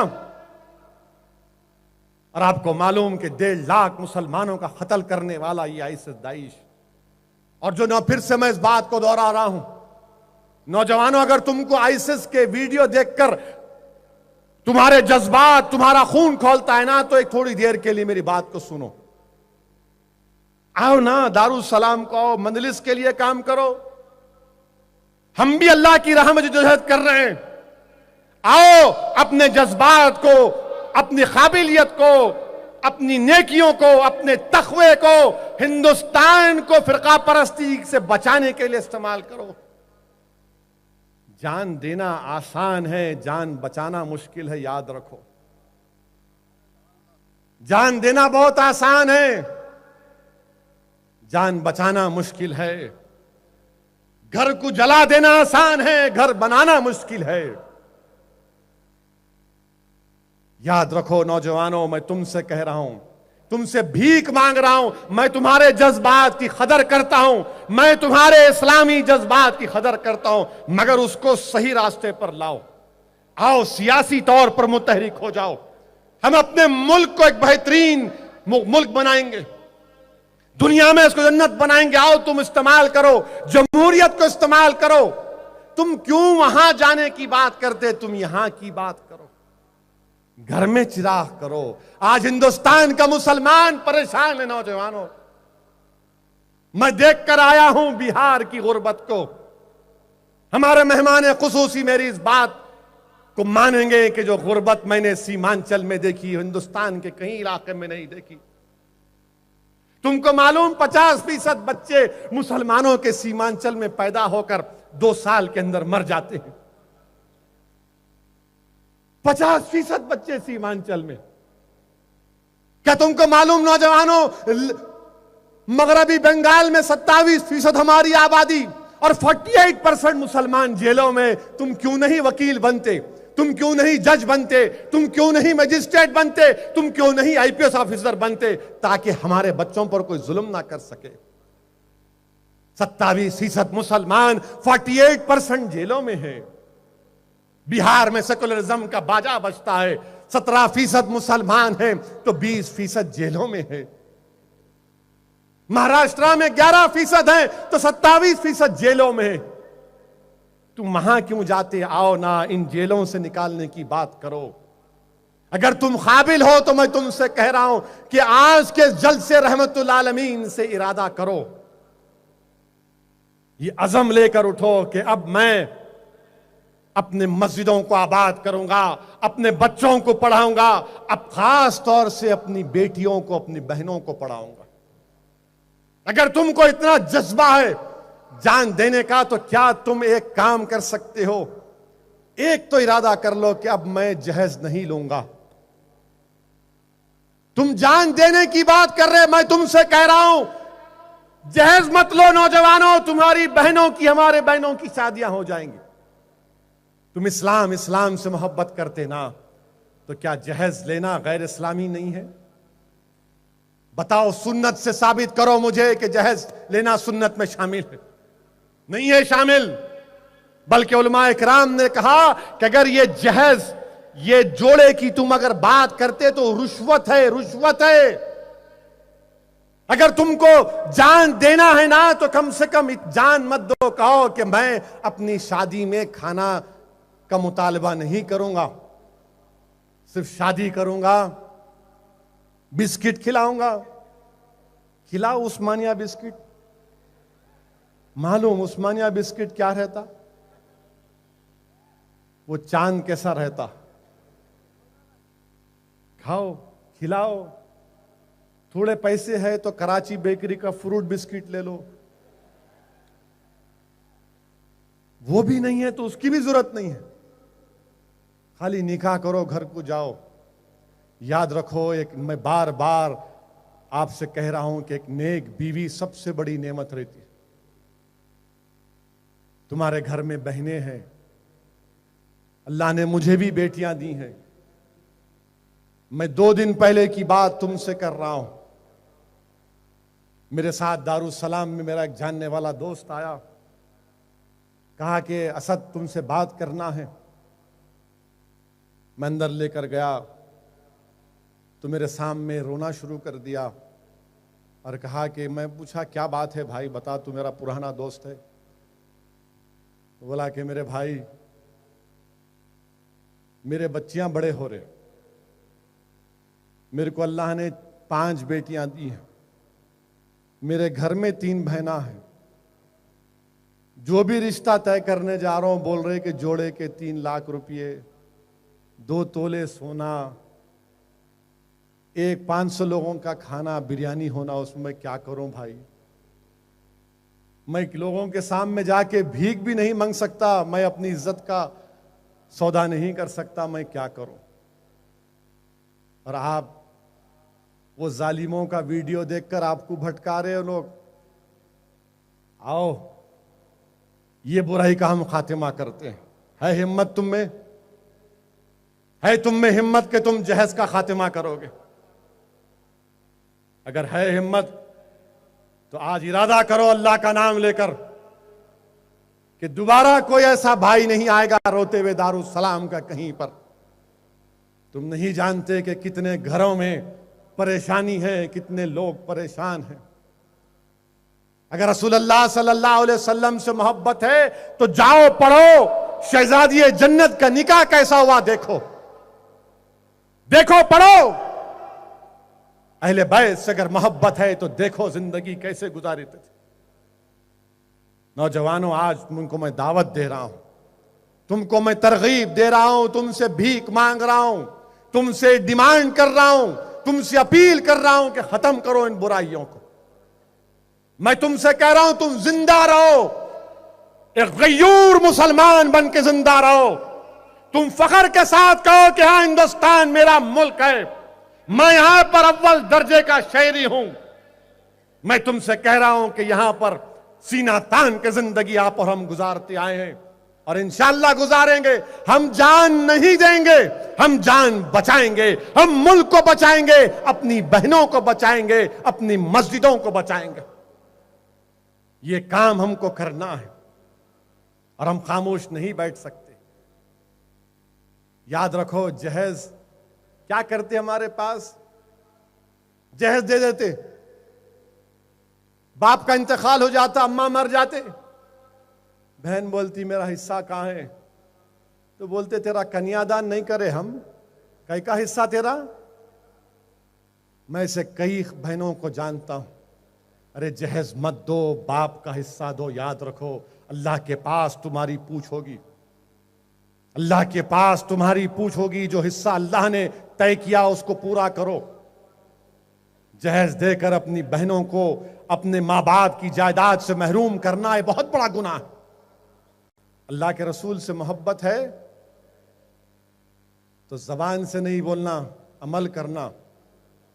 खाली ये बोल दिया ओ सुभान अल्लाह, नारे तकबीर, अल्लाह अकबर का नारा लगा दिए, हम सर कटा देंगे, कूद जाएंगे आग से। मोटरसाइकिल से गिरे तो रोना शुरू कर देते, अम्मा अम्मा अम्मा। मेरे दोस्तों, ये जो आग में हम जल रहे हैं, इस आग को बुझाओ ताकि हशर के मैदान में हम तमाम पुकार कर कहेंगे रसूल अल्लाह सल्लल्लाहु अलैहि वसल्लम को देखकर, या रसूल अल्लाह आपका गुलाम हाजिर है, या रसूल अल्लाह एक नजर करम कर दीजिए। और फिर मेरे अजीज दोस्तों, हमारे डीजीपी साहब अनुराग शर्मा, गुजरात में डीजीपी की कॉन्फ्रेंस हुई तो वहां पर जाकर बोले, अच्छी बात बोले, बड़ी बात है मोदी के सामने, मित्रों के सामने बोलना। उन्होंने बोले कि मुसलमानों में जो रेडिकलाइजेशन होता है वो झूठे गिरफ्तारियों की वजह से होता है और मुस्लिम इलाकों में तरक्याती काम नहीं करवाने से होता है। हम मानते इस बात को, मगर हम अनुराग शर्मा साहब से पूछना चाहते, मुशीराबाद जेल में, मुशीराबाद नहीं बल्कि चिरलापल्ली जेल में, चंचलगुड़ा जेल में, वरंगल जेल में जो बच्चे आईएसआई के केसों में डाल कर रखे, क्या आप 6 महीने में केसा खत्म कराने वाले हैं? अगर आप मोदी के सामने बात कर सकते हैं तो सऊद्दीन ओवैसी आपसे कह रहा है कि आप वो केसेस खत्म कराओ हमारे बच्चों पे। अगर आप समझते कि झूठे केसों में डालकर मुस्लिम नौजवानों को रखने से रेडिकलाइजेशन होता है तो आलेर के एनकाउंटर से नहीं होगा, आलेर के एनकाउंटर से भी होता। मिस्टर अनुराग शर्मा, ये जुल्म का भी खात्मा होना चाहिए। मगर क्या हिंदुस्तान की पुलिस सुन रही है? क्या गुजरात की पुलिस सुन रही है? क्या महाराष्ट्र की पुलिस सुन रही है? क्या बंगाल की पुलिस सुन रही है? क्या उत्तर प्रदेश की पुलिस सुन रही है कि झूठे केसों में मुस्लिम नौजवानों को डालने से रेडिकलाइजेशन होता है? मुस्लिम इलाकों में तरक्याती काम नहीं करवाने की वजह से, मुस्लिम नौजवानों को तालीम से महरूम रखने की वजह से, मुसलमानों को उनका हक नहीं देने से रेडिकलाइजेशन होता है। ये असदुद्दीन ओवैसी के अल्फाज नहीं है, तेलंगाना के डीजीपी के अल्फाज हैं। अब बताओ भड़काऊ भाषण कौन कर रहा है? मेरे अजीज दोस्तों और बुजुर्गों, और फिर लास्ट एंड फाइनल, बैठिए अभी खत्म नहीं हुआ, लास्ट एंड फाइनल ये है, हाँ मैं बोल दिया ना, आप कहीं को बोल रहे, बैठो। जनवरी 20 तारीख से पहले, अदब को मलूज रखिए, जनवरी 20 तारीख से पहले इंशाअल्लाह हैदराबाद के बल्दिया इलेक्शन होंगे। कांग्रेस पार्टी 120 साल पुरानी पार्टी, उनके सदर ने कहा तेलंगाना के कि मजलिस को हमने बहुत छूट दे दी। हेलो मिस्टर, छूट दिए, तुम्हारे हाथ से इख्तिदार चले गया तो मेरी वजह से, आंध्रा में तुम्हारा नामो निशान मिट गया तो मेरी वजह से, तुम्हारे पैरों से जमीन चले गई तो मेरी वजह से, तुम छूट दिए। मैं तुम्हारा कोई गुलाम हूं? तुम भूल गए कि यही दारुस्सलाम की सरजमीन थी जिसमें इंदिरा गांधी को आना पड़ा। याद रखो, गुरूर तकब्बुर बंद करो। और फिर बोल रहे हम मजलिस को हराएंगे। अच्छी बात है, जमहूरी हक है आपका, जो चाहे बोलो आप, कौन रोकता आपको? कैसा हराएंगे आप मजलिस को? जो लोग अकबरुद्दीन ओवैसी के जिस्म में 3-3 गोलियां मारे, 50 चाकू मारे, उनके जालिमों के घर को जाकर आप बोल रहे कि मजलिस को हराएंगे। तुम क्या हैदराबाद को गुंडों के हवाले करोगे? तुम क्या हैदराबाद को कातिलों के हवाले करोगे? अरे कांग्रेस पार्टी, शर्म आनी चाहिए तुमको कि तुमको जानते हो कि तुम्हारी पार्टी के 2 वजीर आजम तशद्दुद की वजह से मारे गए, मोहतरमा इंदिरा गांधी और राजीव गांधी, और तुम कातिलों की तायीद कर रहे। इन्हों हैदराबाद बचाने निकले। इन्हों आओ, बेंगलुरु में बहुत करे थे ना। बेंगलुरु में बल्दिया का इलेक्शन हुआ, एक जलसा करने नहीं दिए। नहीं नहीं नहीं, इल्लान ये भाया नहीं करना, पदयात्रा करेंगे नहीं करना। होटल में थे, होटल से निकाल दिया हमको। मैं बोला भाई 15 अगस्त को झंडा, तिरंगा, जनगण मना, बोले वो भी नहीं। अब बोल रहे हैदराबाद। आओ हैदराबाद। बिहार में इलेक्शन हुआ तो नीतीश कुमार बोले बिहारी को वोट दो, बहारी को वोट मत दो। अच्छा, उन्होंने बोले तो सही। अब असदुद्दीन ओवैसी बोल रहा हैदराबाद हैदराबादियों का, और मेरे से बढ़ के कोई हैदराबादी नहीं है, तो वोट किसको देंगे? हैदराबादी को देंगे, बाहरी को देंगे? किसको देंगे आप वोट? तो बाहरी को नहीं, हैदराबादी को देना। ठहरो, बैठो। हैदराबाद का इनसे क्या ताल्लुक? इन्हों कहां हैदराबाद? हम हैदराबाद के हैं। यहां पर हमारी तारीख है। मक्का मस्जिद के बुलंद मीनार, 4 मीनार के बुलंद मीनार, ये औलिया अल्लाह के आस्थाने, ये जामे निजामिया के वो कुर्बानियां, ये हमारे दीनी मदरसों के कारनामे जो तौहीद की शमा को जिंदा रखे हुए हैं। हैदराबाद मेरा है, शहर हमारा। ये काम हमको करना है अब। और फिर हमारे सामने तेलुगु देशम बीजेपी भी है। नायडू आ रहे साइकिल पे, साइकिल पे बैठ के मोदी को फारक पे बिठा लेके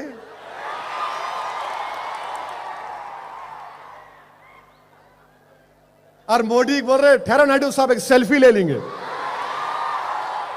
क्या बात है, क्या बात है। Mister Naidu and mister Modi ने सेल्फी। बोल रहे मित्रों दे दो हमको वोट, भारत को ऐसा करना है। किसान खुदकुशी कर रहे, रूस में बैठे हुए हैं। हैदराबाद को आएंगे। मेरे अजीज दोस्तों, बुजुर्गों, नौजवान साथियों, हमको बता रहे, हमको बोल रहे मजलिस बहुत आगे बढ़ गई। इंशाअल्लाह ताला हम जिंदा नहीं रहेंगे, याद रखो मेरी इस बात को। मैं नहीं रहूंगा, अकबर नहीं रहेंगे, बलाला नहीं रहेंगे, पाशा खादरी नहीं रहेंगे, मुमताज़ खां नहीं रहेंगे। सब एक ना एक दिन इस ज़मीन की ग़िज़ा बनेंगे। मगर हम जो काम कर रहे हैं, अगर खुदा ना खास्ता हमारी ज़िंदगियों में फ़ायदा नहीं हुआ कौम और मिल्लत को, तो आने वाली नस्ल तो ज़रूर फ़ायदा उठाएगी इंशाअल्लाह ताला। अगर हिंदुस्तान की पार्लियामेंट में मुसलमान और दलित के सिर्फ उनके वोटों से 35 से 40 MP जीत कर आ जाएंगे, तो हिंदुस्तान की सियासत का रुख बदल जाएगा। आज हिंदुस्तान को जरूरत है दलित और मुसलमानों के इत्तेहाद की, और जब तक हम जिंदा रहेंगे हम इस बात को फैलाएंगे, हम अपनी जमात को मजबूत करेंगे इंशाअल्लाह ताला। मैं आज बिहार में कामयाब नहीं हुआ, कल होऊंगा इंशाअल्लाह ताला। आज सीमांचल में हमने आवाज दी, कल अल्लाह हमको कामयाब करेगा। 2020 में देख लेंगे। बेंगलुरु में नहीं हुआ तो असेंबली इलेक्शन में होंगे। असेंबली इलेक्शन में देखेंगे रोशन कितना रोशन रहेंगे तुम देखेंगे इंशाअल्लाह ताला। हम बताएंगे इंशाअल्लाह ताला। ये जमहूरियत है और जमहूरियत में लड़ना हमको आ गया। जो जमात के अरकान जिनकी तरबियत सालारे मिल्लत के पैरों के पास बैठकर हुई, इंशाअल्लाह ताला वो शागिर्द अपने उस्ताद को कभी मायूस नहीं करेगा इंशाअल्लाह ताला। हम अपनी जमात को फैलाएंगे, आवाज को पहुंचाएंगे उन रियासत के असम्बलियों तक, मजलिस इत्तेहादुल मुस्लिमीन के परचम को बुलंद करेंगे, दलित और मुसलमान को मुत्तहिद करेंगे और लड़ेंगे इंशाअल्लाह ताला। और मेरे अजीज दोस्तों और बुजुर्गों, अपने इत्तेहाद को मजबूत रखिए। अब इलेक्शन आएगा, 150 सीटें हैं, 70 के करीब 75 लड़ेंगे शायद। बहुत से दावेदार हैं, मैं सलाम करता हूं, उनकी खिदमत है, मेहनत है, मगर बहुत से पीछे के रास्ते से भी तैयार हो रहे। अब हम आएंगे, वो करेंगे, ऐसा करेंगे। मैं इनसे कहूंगा कि मत करो, गद्दारी मत करो, होशियारी मत करो, पैसे खराब मत करो, खामोश बैठो। अच्छा है, तुम्हारी बेहतरी उसमें है। लड़ना है लड़ो, पैसे खराब आपके होंगे, वक्त खराब होगा, क्योंकि ये जो आवाम का मूड मैं देख रहा हूं ना, वो आवाम का मूड खाली मंजलिस मंजलिस मंजलिस मंजलिस मंजलिस बोल रहा है। वो आवाम के मूड में, जहन में, आवाम की फिक्र में अल्हम्दुलिल्लाह अल्लाह सुब्हाना व तआला ने मजलिस इत्तेहादुल मुस्लिमीन की मोहब्बत को डाल दिया। और आप देख रहे हैं कि हमने तरक्याती काम करवा रहे हैं, करोड़ रुपये के काम करवाए गए, हर जगह काम हो रहे हैं अल्हम्दुलिल्लाह। हम तो चीफ मिनिस्टर से इस बात का मुतालबा कर रहे हैं, मिस्टर चंद्रशेखर राव,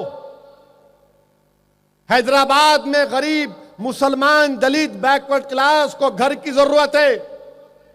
कम से कम आप चंद्रायन गुट्टा असेंबली हल्के में 150 एकड़ गवर्नमेंट की जमीन है, आप वहां पर हजारों फ्लैट्स बनाकर गरीबों को दे सकते। हम हुकूमत से लड़ रहे हैं कि गरीबों को घर बनाकर दिया जाए, और लोग आ रहे हैं, हम कोशिश भी कर रहे हैं।